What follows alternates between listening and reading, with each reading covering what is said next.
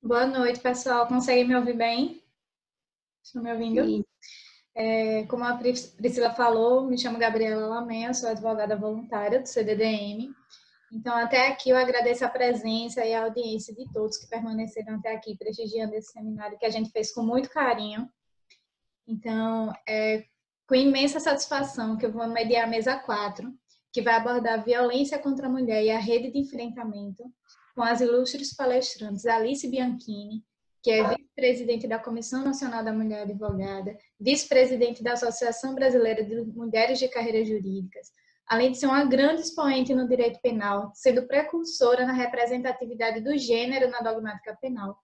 E compondo a mesa, temos também a professora e mestra Anne Caroline Fidelis, advogada, conselheira e presidente da Comissão de Direitos Humanos da OAB Seccional Alagoas.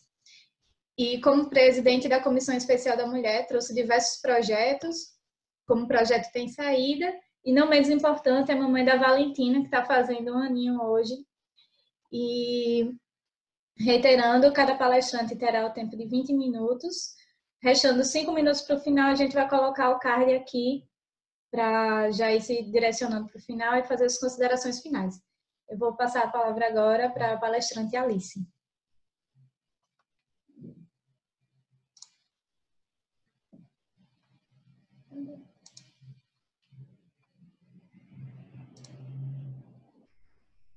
Alice está sem som. O microfone está desligado. Pronto.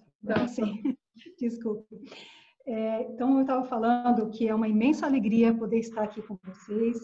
Esse seminário maravilhoso, por coincidência eu tive outros eventos também hoje, mas gostaria muito de pedir para a coordenação para que deixasse tudo gravado, para que a gente possa assistir o quem não conseguiu assistir, e tem falas que eu quero assistir de novo, né? Cumprimentando aí todo o pessoal que me antecedeu, falas maravilhosas, muito bom a gente ter essa oportunidade de conversar, de trocar ideias, de se empoderar pelo conhecimento. Hoje eu aprendi muito, fiquei fazendo anotações aqui, aprendi muito com as minhas colegas, e isso é muito importante, né, nesse momento que a gente está vivendo, que o conhecimento é cada vez mais importante.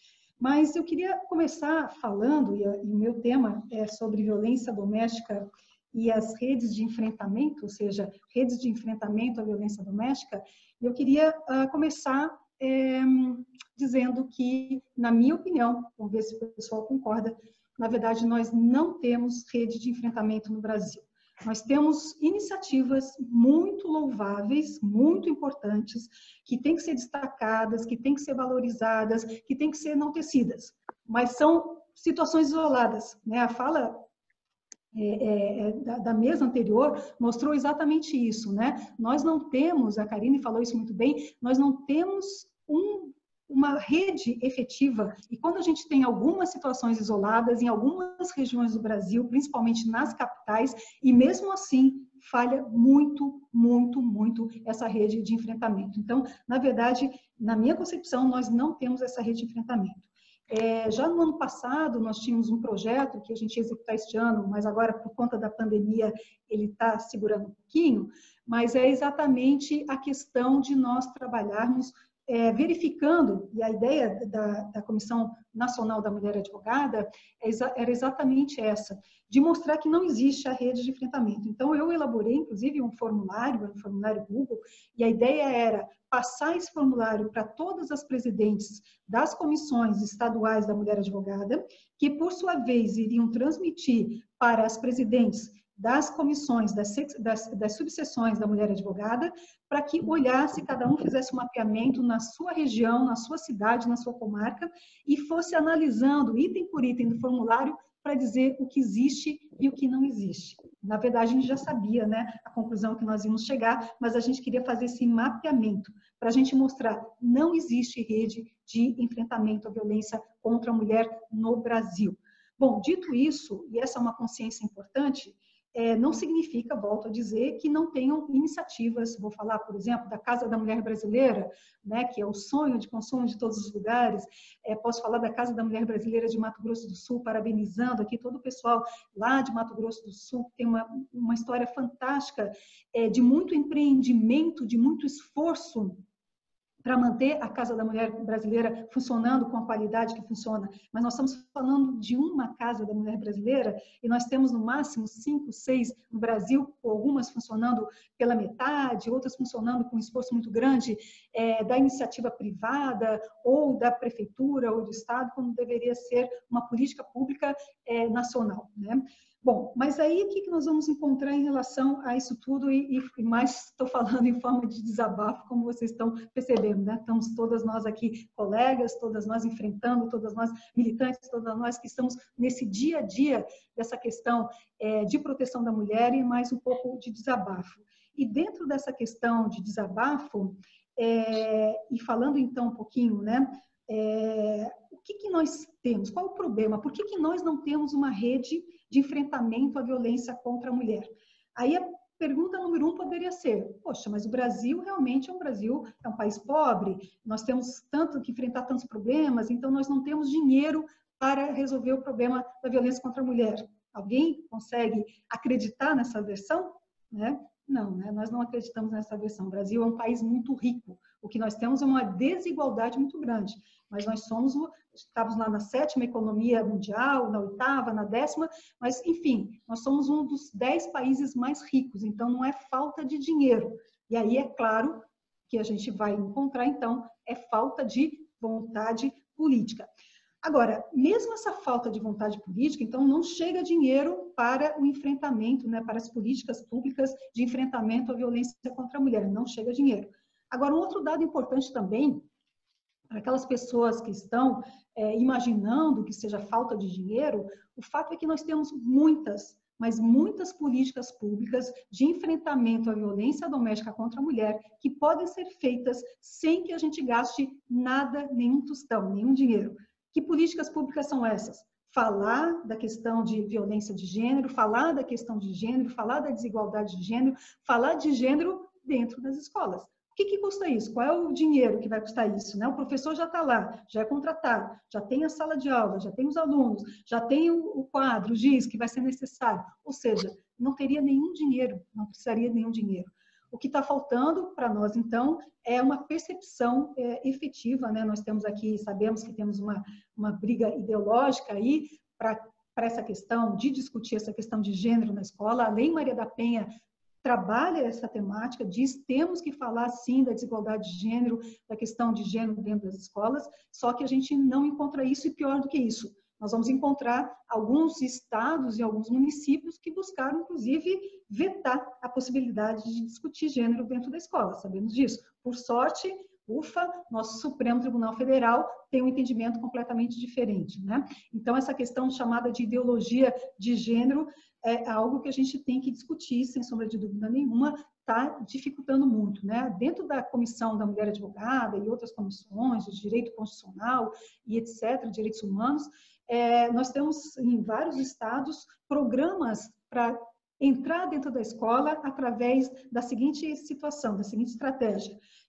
Lei Maria da Penha vai à escola. E aí você discute essa questão da igualdade dentro da escola a partir desse projeto que é Lei Maria da Penha vai à escola. E aí, nesse sentido, parabenizo aqui a Fundação Maria da Penha, né, porque realmente tem sido feito um trabalho fantástico em relação a todas essas questões, muitos temas aí extremamente importantes, e a Karine, que é representante aí, falou de alguns temas também bastante importantes, parabenizando aí a fala da Karine. Bom, mas aí a gente prossegue, vamos prosseguindo aí que temos que falar sobre esse tema, né? Porque se a gente fosse dizer assim, simplesmente, não existe redes de enfrentamento à política contra a mulher no Brasil, eu poderia terminar minha fala. Eu digo, pronto, então acabou. Mas será que a gente não pode fazer alguma coisa em relação a isso? E aqui vem um tema que eu acho muito importante, né? A partir do momento que nós tivemos, e isso vai acontecer só na década de 90, mais no final da década de 90, mas a partir do momento que nós começamos a fazer pesquisa sobre violência contra a mulher no Brasil, e a primeira pesquisa, olha que coisa interessante, fazer um parênteses bem rápido aqui. A primeira pesquisa sobre violência contra a mulher no Brasil veio exatamente por meio de um financiamento que o Brasil recebeu de valores estrangeiros para saber como é que era a história da violência contra a mulher no Brasil. E o interesse de saber como é que era a história da violência no Brasil não era para saber se havia violência ou não havia violência, como é que estão sendo tratadas as mulheres no Brasil. A preocupação era a seguinte: todo mundo sabe, quem é da área econômica, que quando há violência contra a mulher muito exagerada num país, isso pode repercutir diretamente em investidores estrangeiros que tenham colocado dinheiro aqui no Brasil. Por quê? Porque há um dado mostrando que quanto mais violência contra a mulher existe dentro de uma empresa, essa empresa pode diminuir seus lucros. E pode diminuir seus lucros de que forma? Exatamente porque essa mulher que sofre violência, ela acaba indo para o trabalho com a cabeça na lua, muitas vezes, porque ela não consegue se concentrar, ou então ela falta ao trabalho, e aí nós temos, inclusive, um aspecto econômico muito interessante, que vai mostrar qual é o impacto econômico da violência contra a mulher para as empresas. Isso significa, então, que as empresas vão ter menos lucro, e era exatamente para saber se, investindo em empresas aqui no Brasil, haveria mais ou mais lucro, que foi feita a primeira pesquisa sobre mulheres no Brasil. Olha que coisa absurda, né? Bom, mas pelo menos foi feito. E foi feito, e quando nós soubemos o resultado dessa primeira pesquisa, realmente foi assustador. O número de violência contra a mulher no Brasil é algo muito assustador. Bom, e aí quando a gente vai encontrar essa pesquisa científica, e começamos a pesquisar sobre isso no Brasil, e a gente vai encontrar dados, e aí a gente começa a compilar esses dados, e esses dados começam a ter aquele recorte que foi falado na mesa anterior, desculpe, extremamente importante, o recorte de raça, o recorte de gênero, o recorte de classe. A gente começou a entender como é que funciona essa questão da violência contra a mulher no Brasil, e com essa informação a gente consegue, claro, fazer, quando faz, políticas públicas muito mais efetivas. Claro, a gente consegue fazer, quando faz, políticas públicas que realmente possam dar resultados. Mas, infelizmente, o que a gente vai encontrar é que nós não temos, basicamente, essas políticas públicas a partir dessas informações, né? E aí a gente vai encontrar uma pesquisa que eu considero muito importante, porque nós não temos, basicamente, pesquisas de vitimologia no Brasil, que é aquela pesquisa que vai perguntar para a vítima, não pergunta para a sociedade, não pergunta para o entrevistado, vai perguntar para a vítima. Você é vítima? E aí faz a pergunta para ela. E dentro dessas pesquisas, pouquíssimas que a gente tem, eu ressalto aqui Data Senado, que tem feito uma pesquisa a cada 2 anos, desde antes da elaboração da Lei Maria da Penha. Então, imagine a riqueza para a gente que é da academia, né? A riqueza de fazer uma análise temporal a partir desses dados que são trazidos para a gente de vitimologia desde antes da própria edição da Lei Maria da Penha. E a gente vai encontrar, então, algumas informações muito importantes. E uma delas, que tem esse recorte histórico, né, essa informação histórica, vai perguntar para a vítima: por que você, vítima, que está no relacionamento abusivo, que sofre violência, por que você continua com o seu parceiro? E aí, a surpresa, muito interessante, porque nós da sociedade, quando somos perguntados sobre isso, normalmente a gente fala: é porque é questão econômica, é por causa da preocupação com os filhos. E, na verdade, essa vítima, ela poderia responder mais de uma alternativa. Ela vai responder, em primeiro lugar, com 62%, medo de vingança do agressor. Então, quando a gente fala de políticas públicas e a gente se depara com esse dado estarrecedor, no sentido de que as mulheres no Brasil ficam na relação violenta por medo. E aí a gente parece aquela brincadeira que se faz, né? Se correr o bicho pega, se ficar o bicho come. Porque se ela fica na relação violenta, ela sofre violência. Se ela sai da relação violenta, ela sofre violência. E essa preocupação subjetiva dessa vítima, que está dizendo eu tenho medo, é uma preocupação subjetiva correta. Porque o que a gente observa é que, de fato, analisando também as estatísticas, nós vamos perceber que quanto mais, cada vez mais, cada ano que passa, tem aumentado a violência do ex-marido, ex-namorado, ex-noivo, ex-ficante, ex-trouxa, qualquer coisa que seja, em detrimento dos atuais. Então, essa preocupação subjetiva, ela realmente é importante. E dentro dessa questão da academia, né, e aqui faço uma referência muito importante, porque eu sou admiradora do feminismo negro, acho que tenho aprendido muito, né?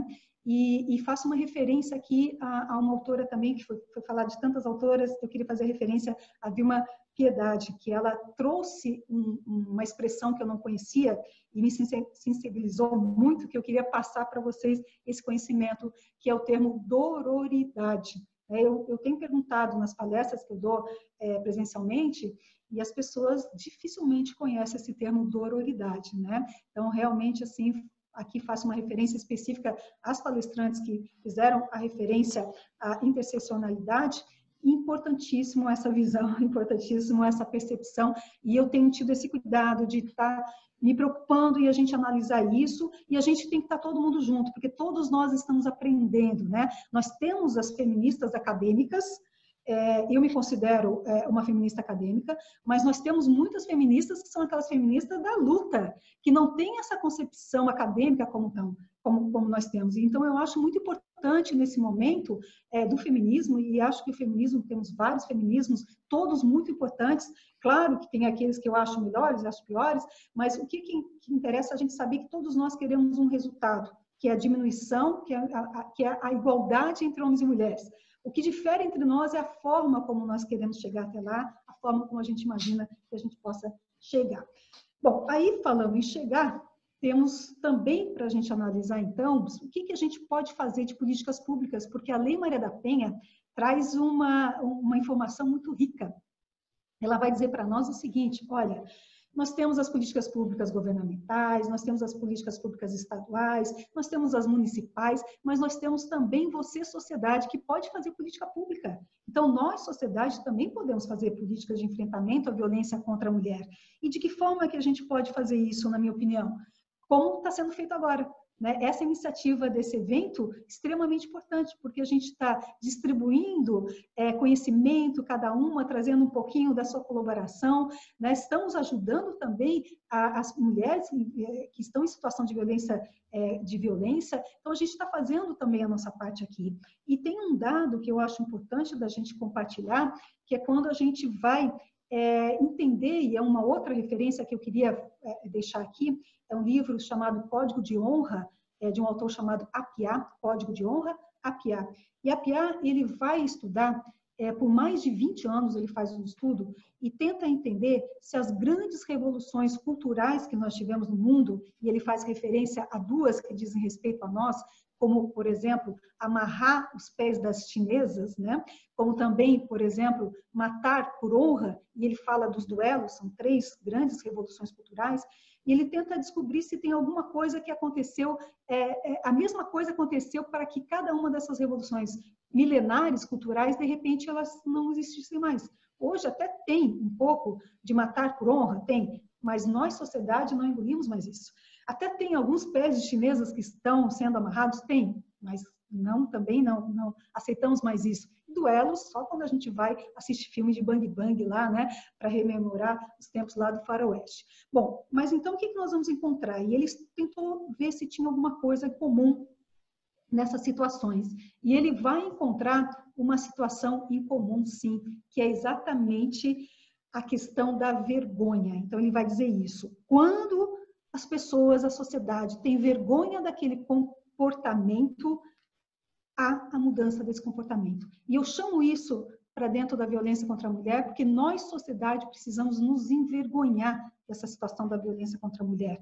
Na verdade, os homens têm que se envergonhar de praticar violência e não, como a gente tem ouvido muitas vezes, o entendimento de que não, eu não sou culpado, culpada é ela que me provoca, ela que me faz perder a cabeça. Quer dizer, essa questão que a gente tem que começar a discutir em relação a esse tema o enfrentamento dessa violência dentro da sociedade e colocando os homens para dentro também. Eu estava procurando aqui no nosso evento, eu encontrei aqui pouquíssimos homens, e essa não é uma discussão das mulheres, essa é uma discussão da sociedade, precisamos todos estar envolvidos.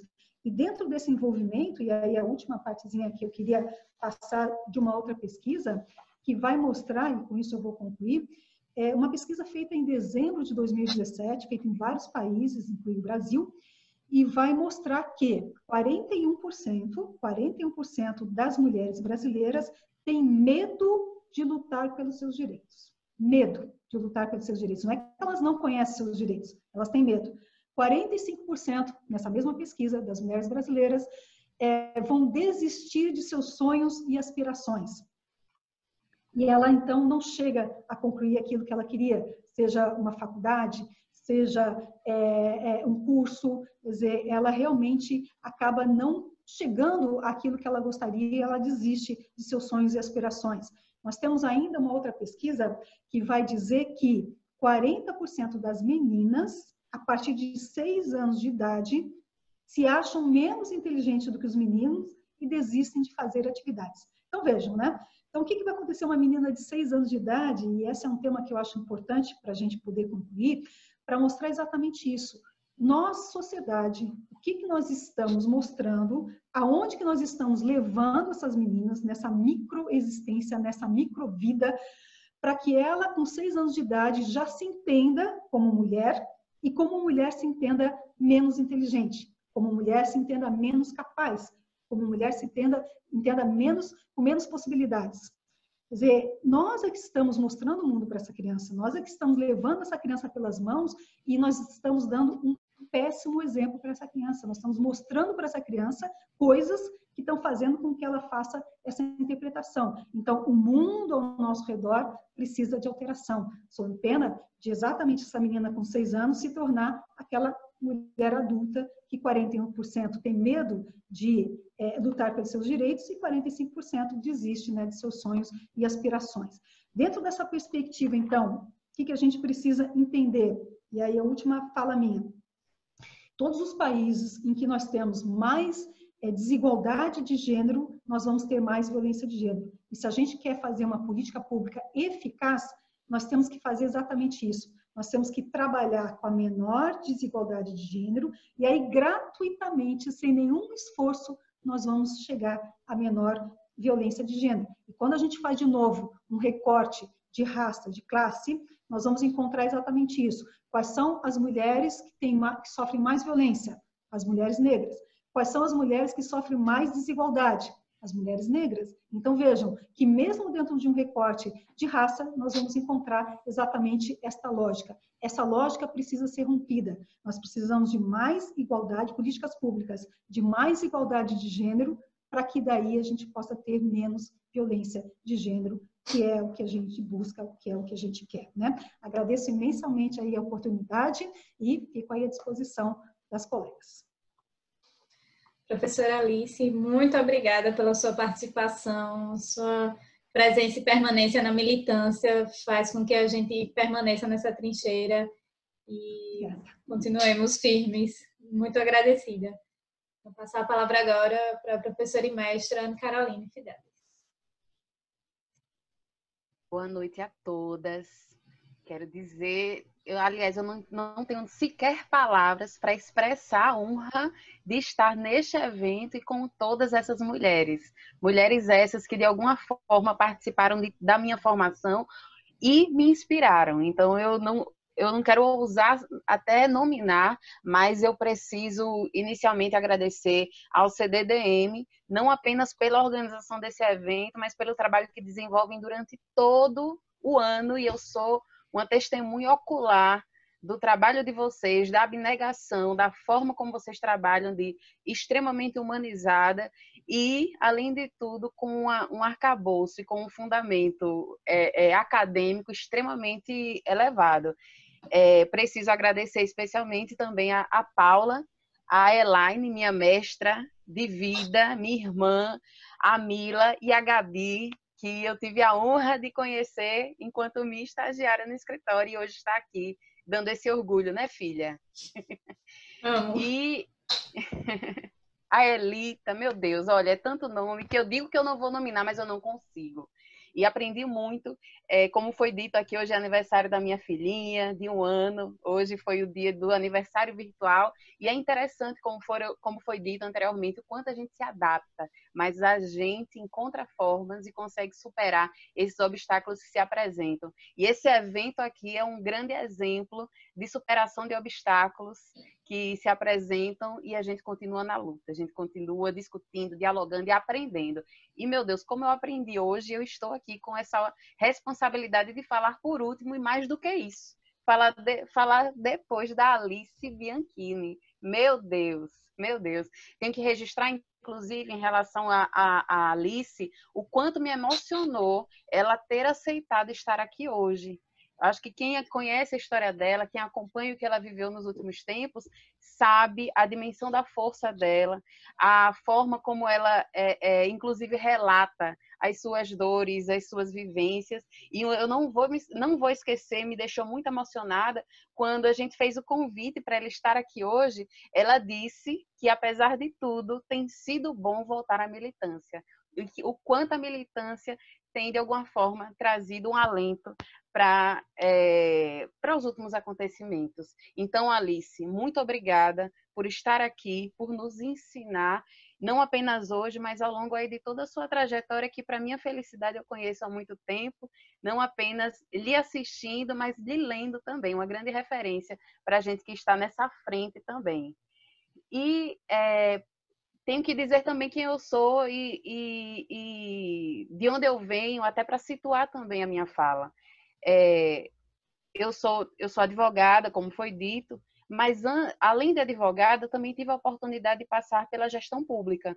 Fui gestora, estive superintendente aqui no estado de Alagoas, e tenho que dizer que a minha fala hoje vai vir a partir dessa perspectiva que muitas vezes talvez não seja tão relatada. E falando sobre esse lugar de gestão pública, de políticas para mulheres, em um estado extremamente machista, tão marcado pelo patriarcado, enfim, por toda essa cultura que nos rodeia, a gente sempre encontra pessoas que são referências e que nos fortalecem. Uma delas eu preciso registrar, que está aqui hoje, que é a Luciana Zambuja, que é gestora no Mato Grosso do Sul, que já foi, inclusive, referenciada aqui pela Alice como um exemplo na gestão pública. Enquanto eu estive gestora, inclusive, grande parte dos projetos, a exemplo do Agosto Lilás, quem é de Alagoas conhece, que a gente conseguiu implementar aqui no estado, e tem sido um mês extremamente intenso em eventos, porque conseguimos fazer com que agosto, que é o mês do aniversário da Lei Maria da Penha, se tornasse um mês de debate, de se falar sobre o enfrentamento e a necessidade do fortalecimento da rede de enfrentamento e atendimento à mulher aqui no estado de Alagoas. Então, aproveito aqui a oportunidade para agradecer profundamente a Luciana pela luta, pela referência e pelo companheirismo nessa trincheira na gestão de políticas públicas para mulheres aqui no Brasil, aqui no estado de Alagoas. E espero que um dia você venha para cá, para agradecer pessoalmente, que eu ainda não tive a oportunidade. E falando sobre gestão pública, eu preciso dizer que também não é fácil. Ser feminista e estar na gestão pública, falar sobre rede de atendimento e rede de enfrentamento, é ter que dar alguns passos para trás em relação a tudo isso que a gente falou. É ter que ir lá para frente e dizer: governador, prefeito, gestor, pelo amor de Deus, isso aqui é importante. Isso aqui também deve ser considerado por vocês. A gente tem que dizer que também é importante, por exemplo, ter políticas públicas de segurança voltadas para essa especificidade da vitimização feminina. De dizer que, apesar dos homens morrerem mais numericamente, em números absolutos, mulheres morrem de formas diferentes. E para essas diferenças na vitimização de mulheres, nós temos que ter políticas públicas específicas, diferenciadas, que realmente adentrem, por exemplo, no espaço doméstico. Já que quando a gente fala de política pública de segurança, por exemplo, o que é que as pessoas falam? Precisamos de mais polícia, de mais guarnição, de policiais nas ruas. E como é que a gente vai falar de política pública para o espaço doméstico, onde, além de tudo, é um espaço que é extremamente difícil de se adentrar e com uma violência extremamente naturalizada, onde a gente ouve não apenas da população, de modo geral, mas dos próprios gestores, aquele velho discurso extremamente ultrapassado, extremamente rasteiro, de que em briga de mulher não se mete a colher. É muito básico. Parece até que eu estou voltando a gente falando das interseccionalidades, do feminismo negro, e eu tenho que voltar para falar de um lugar de fala onde a gente tem que explicar que isso também é importante ainda. Felizmente, a gente está aqui num lugar onde esse momento já foi superado. Porém, tenho que lhes dizer que, para que este lugar da luta pela política pública com perspectiva de gênero aconteça, a gente só consegue com o fortalecimento que espaços como esse nos propiciam. Espaços onde há um debate acadêmico, onde se dialoga com as pessoas que estão no controle social e dos movimentos, não apenas os movimentos feministas, mas os movimentos de mulheres, como foi dito aqui anteriormente, onde a gente consegue que haja uma pressão que nós internamente não conseguimos ter. Eu me recordo de um momento, de uma passagem, de irmos para uma reunião com o grande gestor aqui do nosso estado e aquele momento sério e importante onde estávamos apresentando as nossas pautas, a informação que eu recebi depois é que um dos comentários foi que essa pessoa havia recebido as mulheres para falar daquele mimimi de mulher. Então, é esse tipo de tratamento que a gente recebe, uma extrema minimização, como se ainda estivéssemos num discurso de vitimização. Então, estar na gestão de políticas públicas para mulheres é receber pressão de todos os lados, ter a sua pauta extremamente minimizada e desconsiderada. E para isso, para que a gente se fortaleça, como eu disse, além de ambientes como esse, de estar lado a lado, ombreadas com os movimentos sociais, com os conselhos estaduais e principalmente com os organismos de políticas públicas municipais também, é fundamental que haja uma rede, que, como já foi dito aqui pela Alice, nós temos uma rede extremamente deficitária, a ponto de podermos dizer com tranquilidade que essa rede realmente não existe.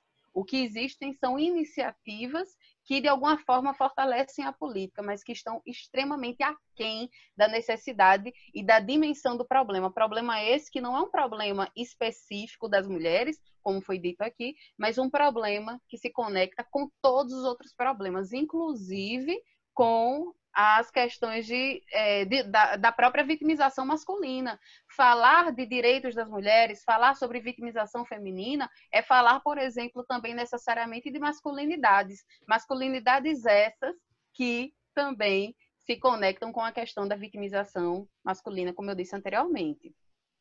E aí a gente começa a pensar sobre rede. Confesso a vocês que um dos grandes desafios, enquanto estive como gestora, foi de realmente me aprofundar nesses conceitos talvez básicos em relação à própria concepção de rede, para de alguma forma lutar para o seu fortalecimento e crescimento. E tenho que lhes dizer, talvez essa seja uma das nossas principais pautas. Lutar para que haja uma ampliação da rede e, mais do que isso, um fortalecimento da nossa pequena rede que existe, dos pequenos equipamentos que existem aqui no nosso estado de Alagoas. E quando eu ouvi a Karine falando lá de Pernambuco, que todos os municípios, se não todos, mas praticamente todos, têm OPMs, eu olho aqui para Alagoas.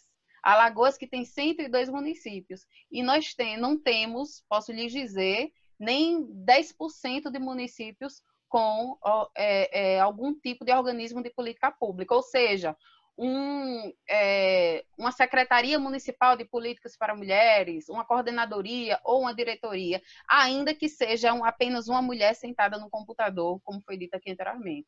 Então, uma das nossas maiores dificuldades realmente era dialogar com os gestores municipais para dizer que pelo menos exista um núcleo que trabalhe especificamente essa questão aqui no estado de Alagoas, para tentar, de alguma forma, ampliar essa rede. Porém, e aí eu vou pedir para a Gabi colocar aquela nossa apresentação, para falar um pouco mais sobre o que é essa rede, que a gente fala tanto, e que, inclusive, eu vou colocar aqui no bate-papo agora, antes de qualquer coisa, e antes que eu esqueça, um material que eu acho que é fundamental para se compreender o próprio conceito de rede. Olha aí, eu coloquei agora para vocês. É um material relativamente antigo, mas faz um panorama, faz uma análise sobre a rede, as distinções entre rede de enfrentamento, rede de atendimento, rede especializada, e é isso que eu vou falar para vocês agora. Gabi, tem como colocar a apresentação? Só um minutinho. Certo, mas de qualquer forma aí eu vou seguindo. Então, como eu disse, o que a gente enfrenta diariamente na gestão pública é um tratamento como se nosso problema fosse um subproblema e de que não deve ser prioridade supostamente porque os números não revelam essa realidade. Por isso é tão importante a pesquisa, a visibilidade dos indicadores de violência, para que nós também possamos, além de pressionar a gestão pública, fortalecer essa pauta e mostrar, olha só, isso aqui, essa é a nossa realidade. Recentemente, aqui no estado, a gente teve a revelação de que os indicadores de feminicídio mais que dobraram, quase que triplicaram em relação a anos anteriores. Porém, é importante ressaltar que grande parte desses indicadores decorreu do fato de que eles passaram a ser visíveis. E está aí, mais uma vez, a importância de nós termos, por exemplo, a lei do feminicídio, que, ainda que haja uma crítica muito grande por conta da qualificadora e da ampliação da punição, nos permitiu ter dados, nos permitiu ter números. E também que as portas de entrada, ou seja, a rede de atendimento especializada, especialmente ou não especializada, tenham de se preparar para, pelo menos, identificar quando um feminicídio aconteceu. E esse é um material... Pode passar, Gabi, para a próxima.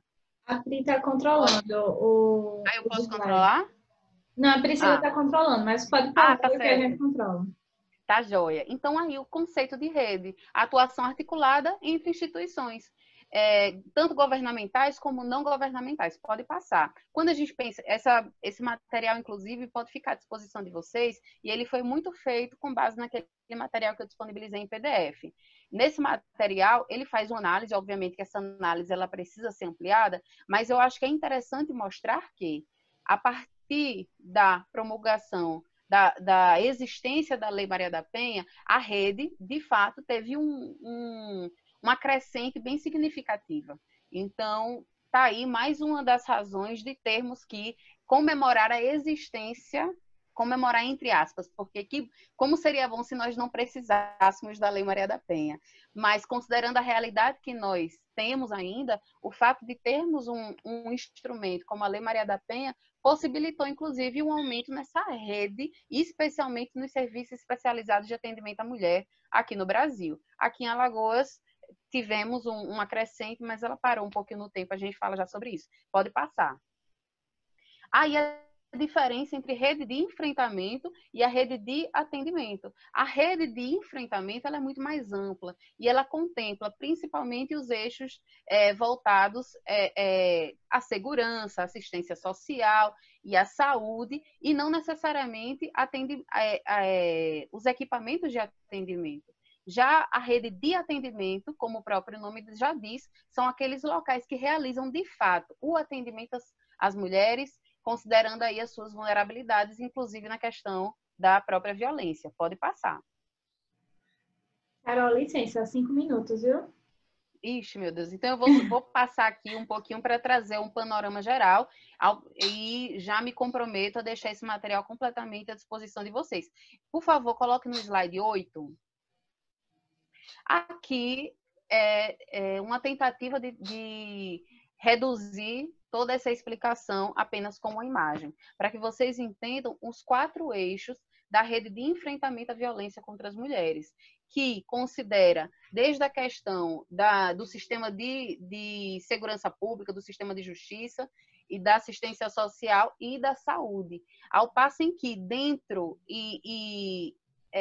reunindo todos esses eixos, nós temos os atendimentos especializados, ou seja, aqueles que são criados especificamente para atender às demandas específicas das mulheres. Exemplo, casas-abrigo, as delegacias especializadas, que aqui no estado de Alagoas nós só temos 3, 2 na capital e 1 no interior, que inclusive não são 24 horas. Serviços de saúde, inclusive a Regina Japiá falou, é uma grande referência aqui no nosso estado, e quantas vezes atendeu demandas e encaminhamentos nessa parte da saúde aqui no estado, e da justiça, juizados da violência doméstica, que nós temos aqui no estado de Alagoas apenas 2, um na capital e um em Arapiraca.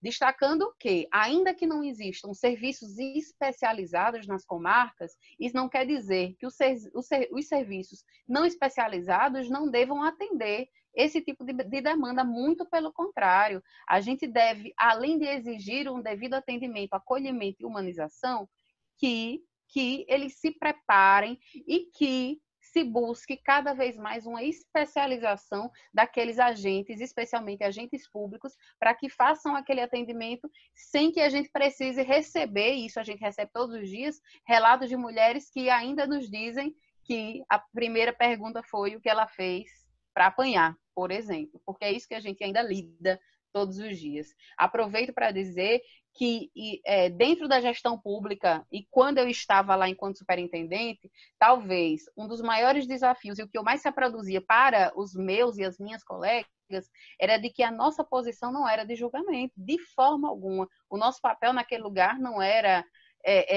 de alguma forma, reproduzir um discurso de revitimização para aquelas mulheres que finalmente encontraram força e coragem para nos procurar, mas muito pelo contrário, mas fazer, como foi dito aqui anteriormente também pela Regina, deixar muito claro para ela de que ela realmente não está sozinha, não apenas por uma questão humanística, mas por um dever legal, enquanto agentes públicos que estão naquela frente com aquela obrigação de realizar um atendimento realmente qualificado e humanizado. E aí, pode passar rapidamente pelos próximos slides, que a gente, nesse aqui, a gente tenta resumir o cenário de Alagoas em relação à rede. Temos aqui uma Secretaria da Mulher, inclusive Alagoas é interessante. Apesar de toda essa deficiência, a primeira Secretaria da Mulher do Brasil aconteceu aqui no estado de Alagoas. E a primeira ministra da Mulher do Brasil também foi uma alagoana. A primeira secretária de Alagoas, inclusive, foi a Wanda Menezes, que já foi citada aqui, que é uma mulher expoente aqui do feminismo negro, que, enfim, sem palavras, eu recomendo, inclusive, que vocês busquem um pouco dessa história, e nacionalmente a ministra Solange Jurema. Pode passar. E aí a gente traz aí os conselhos municipais, como é importante a existência dos conselhos municipais para justamente organizar, de alguma forma, essa sociedade civil e fortalecer a pressão social que deve acontecer nas municipalidades. E é muito difícil a constituição de um conselho municipal, mas extremamente possível, principalmente quando a gente explica a importância dentro desses municípios. Pode passar.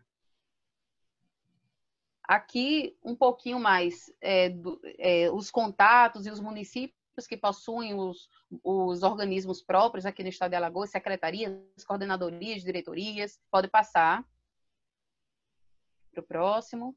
Aqui a rede de atendimento especializado, o Ligue 180, que é extremamente importante de ser divulgado também, tendo em vista, inclusive, o seu alcance nacional e os indicadores de denúncia, o número de denúncias, para nós também é uma referência. Pode passar. As delegacias, inclusive, a gente considera nessa rede as delegacias de proteção à criança e adolescente, tendo em vista, inclusive, quando nós observamos a vitimização entre crianças e adolescentes, existe também um demarcador de gênero muito grande, considerando que as crianças, por exemplo, são as principais vítimas da violência sexual e, dentre essas crianças, as meninas ainda são a grande maioria também. E isso é extremamente grave em todos os sentidos, simplesmente pelo fato de serem crianças e de ser uma violência tão perversa. Eu vou pedir para passar para o slide 15, porque uma das perguntas que nos fazem, olha, está acontecendo a violência, o que é que eu faço? Essa é a pergunta mais corriqueira para a gente que está nessas trincheiras, né? A gente não existe um fluxo ideal, não existe um fluxo perfeito, não existe um fluxo certo. Cada caso é um caso. Mas a gente tenta, principalmente quando dialogamos com pessoas que estão na gestão e que devem fazer esse acolhimento, sobre os equipamentos e apresentamos esse fluxo. Esse é um pouco adaptado aqui para a realidade alagoana, mas eu acredito que é bem interessante adaptar para quem for de outros estados, para tentar desenhar um fluxo de encaminhamento a depender de cada caso.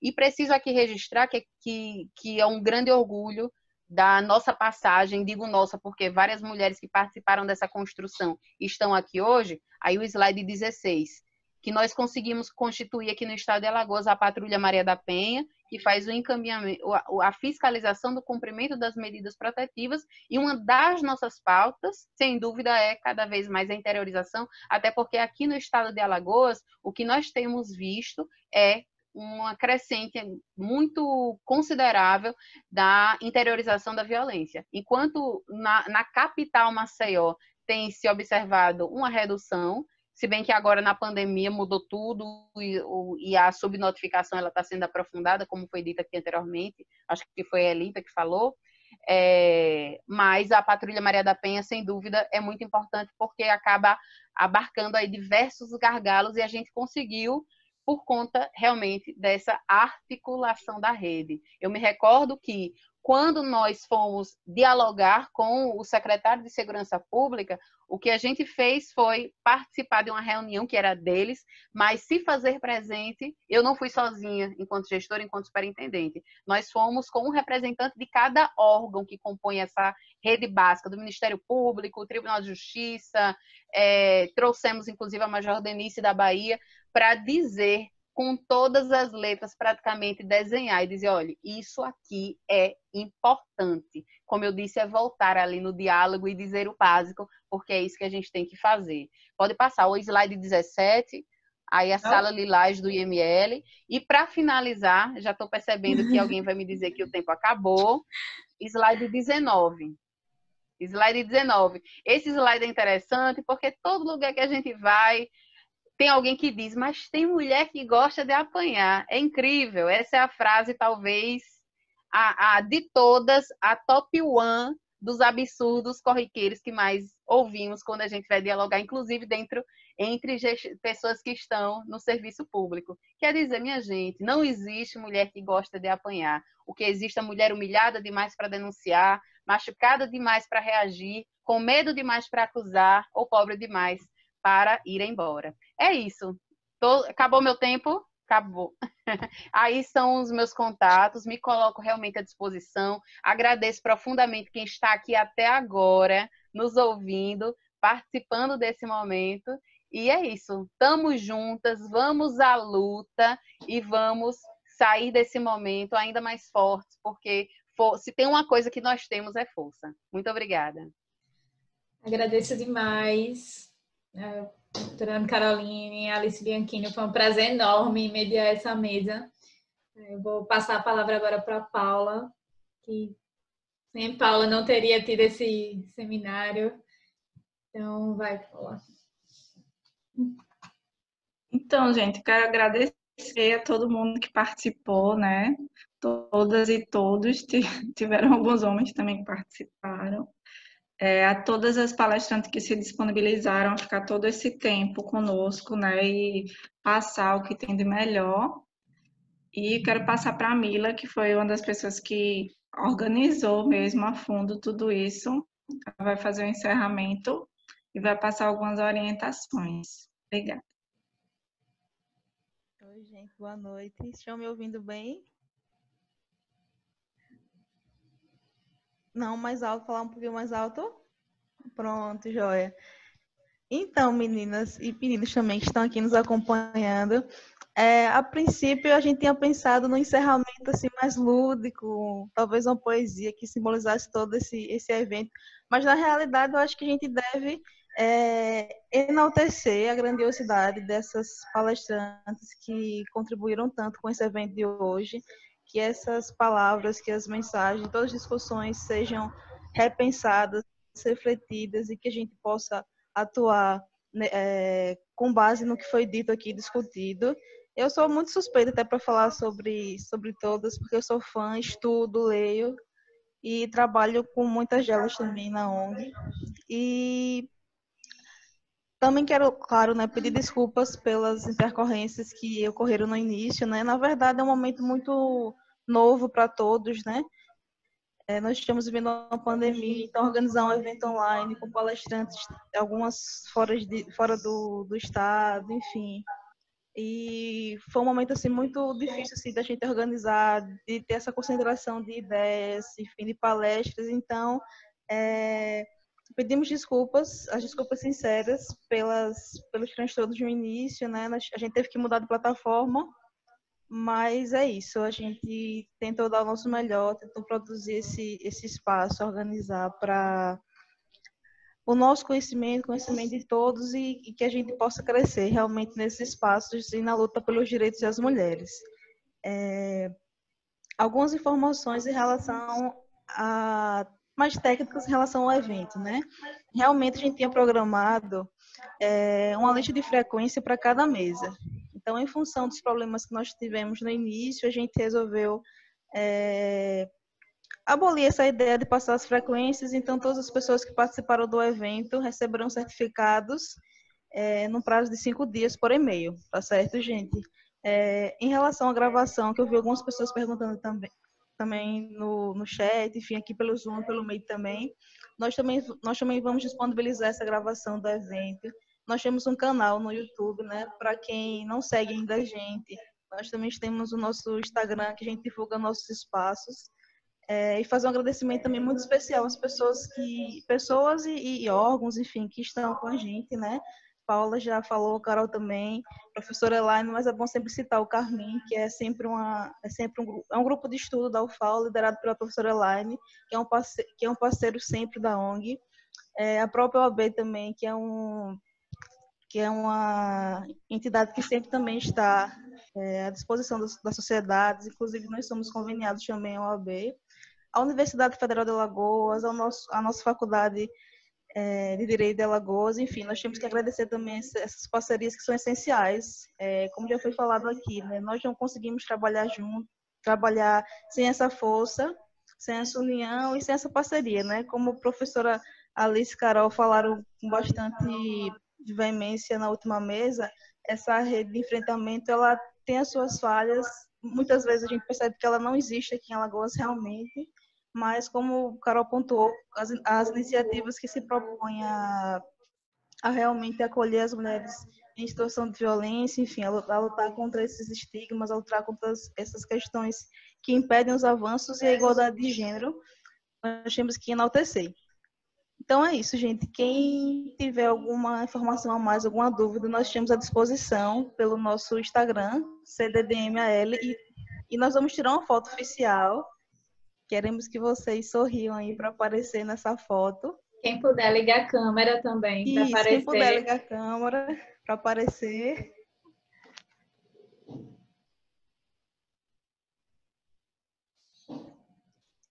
Pronto, Pri vai tirar aí o print. Espera aí, a Santa aparecendo. Ó.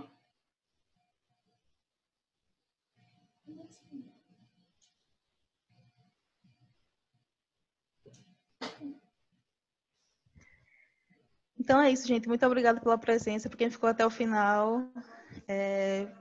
Praticamente a gente obedeceu o horário, né? Tivemos que reduzir realmente as perguntas em função dos atrasos iniciais, mas quem tiver alguma dúvida também pode entrar em contato com a gente, que a gente informa para vocês, tá certo?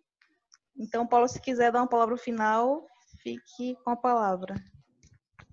Bom, só lembrando que, para além do nosso seminário e dos eventos que a gente organiza, eu acho que a gente precisa pensar, como a Alice falou e várias palestrantes aqui frisaram, numa rede nacional de enfrentamento à violência e num programa de proteção às mulheres vítimas. Esses 2 pontos são essenciais. Então, quem puder escrever e dialogar conosco a respeito disso, nós estamos com bastante interesse em construir esse projeto, né, para além do seminário. É isso. Boa noite a todas e a todos e sigamos nessa luta.